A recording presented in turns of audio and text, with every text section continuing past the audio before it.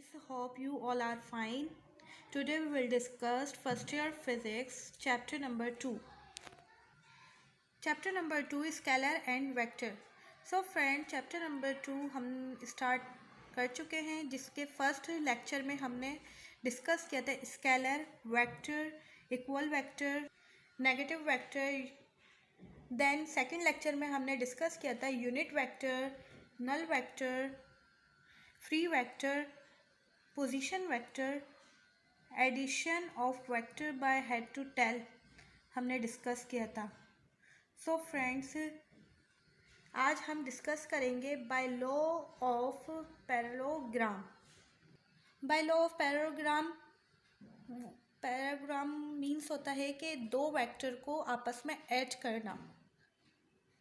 हम head to tell rule की help से ही लॉ ऑफ पैरेललोग्राम के वेक्टर्स को हम ऐड करेंगे. सो फ्रेंड, हमने क्या किया, दो वेक्टर को ड्रॉ किए, एक vector A and vector B. अब हम क्या करेंगे, जिस तरह हमने इसको ड्रॉ किया इसी तरह हम क्या करेंगे, इस वेक्टर को ऐड करेंगे. हमने ए वेक्टर बनाया, ए वेक्टर के साथ क्या किया, ए वेक्टर की हेड के साथ बी वेक्टर के टेल से इसको ऐड किया. देन दोनों वेक्टर के पैरेलल हम क्या करेंगे, दो वेक्टर को ड्रॉ करेंगे. ए वेक्टर के पैरेलल हमने ए वेक्टर को ड्रॉ किया, बी वेक्टर के पैरेलल हमने बी वेक्टर को ड्रॉ किया. देन रिजल्टेंट वेक्टर फाइंड करने के लिए हम क्या करेंगे, जहाँ दो टेल मिल रही हैं वहाँ से हम क्या करेंगे, रिजल्टेंट वेक्टर को स्टार्ट करेंगे, और जहाँ दो हेड आपस में मिल रहे हैं वहाँ पर हम रिजल्टेंट वेक्टर के हेड को एंड करेंगे. इस तरह हमें क्या हुआ, हमें रिजल्टेंट वेक्टर मिल गया. लॉ ऑफ पैरेललोग्राम इसको क्यों कहते हैं, लॉ ऑफ पैरेललोग्राम इसको इसलिए कहते हैं जो वेक्टर की शेप है जिससे हमें रिजल्टेंट वेक्टर फाइंड मिला है, उसकी शेप कैसी है, पैरेललोग्राम जैसी है, इसलिए हम इसको क्या कहते हैं, लॉ ऑफ पैरेललोग्राम. एक दफ़ा और रिपीट करते हैं. लॉ ऑफ पैरेललोग्राम में क्या करते हैं, हम दो वेक्टर्स को ऐड करते हैं. हमने क्या किया, ए वेक्टर को ड्रॉ किया, बी वेक्टर को ड्रॉ किया. ए वेक्टर को बी वेक्टर के साथ हम ऐड करेंगे, हमने यहाँ पे ऐड किया. दोनों वेक्टर्स के हम क्या करेंगे, पैरेलल दो वेक्टर बनाएंगे. ए वेक्टर के पैरेलल हमने ए वेक्टर बनाया, बी वेक्टर के पैरेलल हमने बी वेक्टर बनाया. रिजल्टेंट वेक्टर फाइंड करने के लिए हम क्या करेंगे, जहाँ दो टेल मिल रही होंगी वहाँ से हम ड्रॉ करेंगे. देन जहाँ दो हेड मिल रहे होंगे वहाँ हम क्या करेंगे, रिजल्टेंट वेक्टर के एंड करेंगे.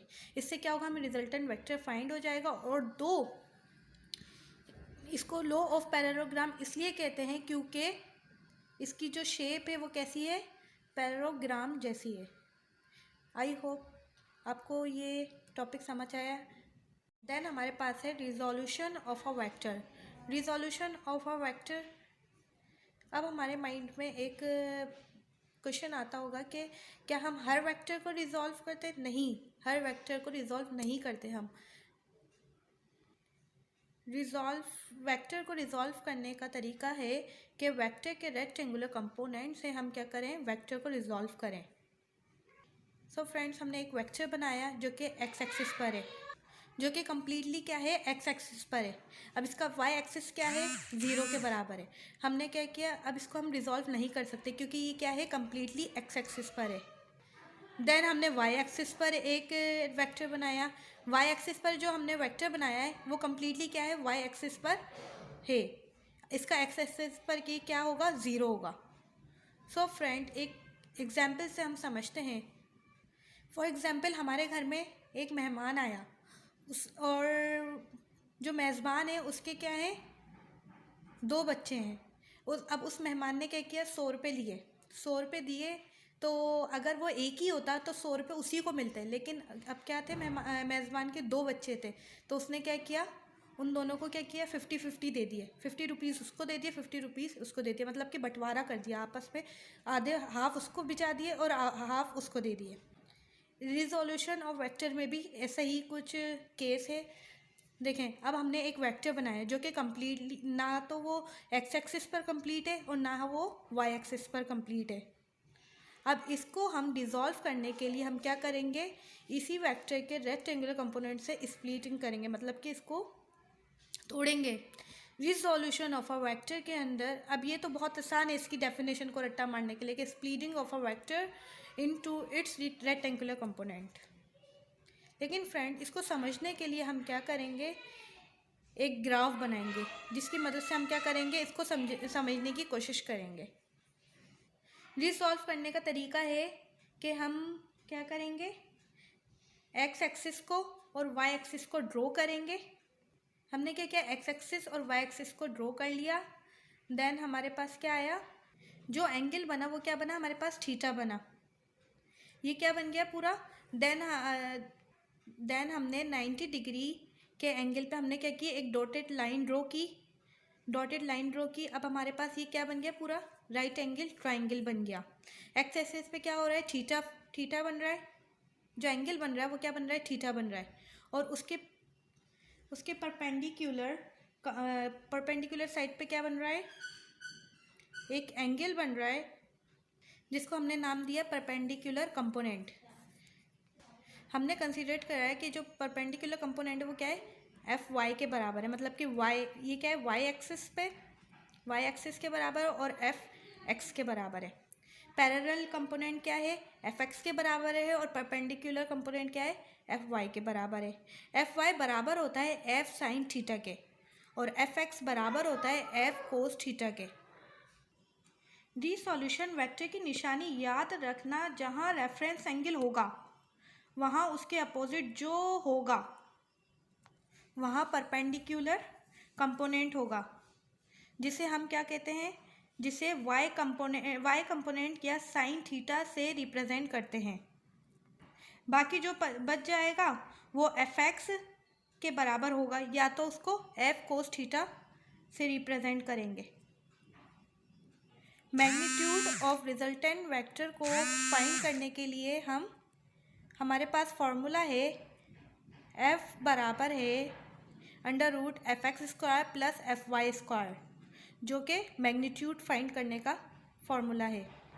ये न्यूमेरिकल्स में भी यूज़ होगा, इसको आप अच्छे से याद रखिएगा फ्रेंड्स। देन हमारे पास डायरेक्शन फाइंड करने का, रिजोल्यूशन ऑफ अ वेक्टर की डायरेक्शन फाइंड करने का फॉर्मूला है, थीटा बराबर है tangent inverse f y upon f x के। आई होप आपको समझ आया होगा, लेकिन हम एक दफ़ा और रिवाइंड कर लेते हैं। देखिए, हमारे रिजोल्यूशन ऑफ वेक्टर में क्या करते हैं, हम हर वेक्टर को हम रिजॉल्व नहीं कर सकते। जो एक्स हमने क्या किया, दो वेक्टर बनाए, जो एफ एक्स वेक्टर मतलब एक्स एक्सिस पर वेक्टर बनाया और एक वाई एक्सिस पर, जो कि कम्प्लीटली एक्स एक्सिस और या कम्प्लीटली वाई एक्सिस या फिर कम्प्लीटली जेड एक्सिस पे होगा, उसको हम रिजॉल्व नहीं कर सकते। लेकिन अगर वेक्टर ना तो कम्प्लीटली वाई एक्सिस पे हो ना ही कम्प्लीटली एक्स एक्सिस पर हो, तो हम उसको क्या करेंगे, रिजॉल्व करेंगे। रिजॉल्व करने का तरीका हमें याद रखना है कि हम क्या करेंगे, दो वेक्टर बनाएंगे, एक वाई एक्सिस पर और एक एक्स एक्सिस पर। देन उसके परपेंडिकुलर कंपोनेंट को हम रिप्रेजेंट करेंगे, एफ वाई बराबर होता है एफ साइन थीटा के, then F X F cos theta के पैरेलल कंपोनेंट में। So friends, resolution magnitude of a vector को फाइंड करने का फॉर्मूला ये है, उसकी डायरेक्शन फाइंड करने का फॉर्मूला ये है फ्रेंड्स। ये 4 फार्मूले हैं, F Y, F sine theta, F X, F cos theta, magnitude find करने का, डायरेक्शन फाइंड करने का। ये फार्मूला आप अच्छे से याद रखिएगा। सो फ्रेंड्स, यहाँ जाके हमारा लेक्चर कंप्लीट होता है। अगर आपको मेरा ये लेक्चर पसंद आया है, समझ आया है, तो मेरी वीडियो को लाइक करें, कमेंट करके मुझे बताएं मेरा लेक्चर आपको कैसा लगा, और मेरे चैनल को सब्सक्राइब करें। अल्लाह हाफ़िज़।